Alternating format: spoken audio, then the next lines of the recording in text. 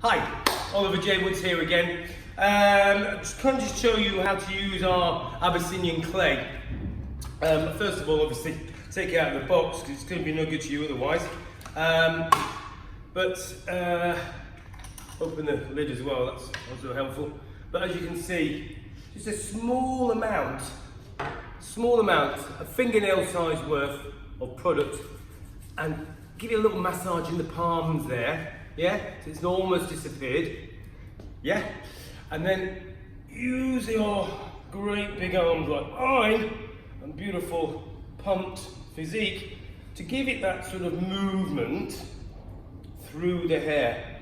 Now, not all of you are going to be as good looking as me and probably carry us off as well, but if you can get anywhere close to this, you're going to have an amazing life.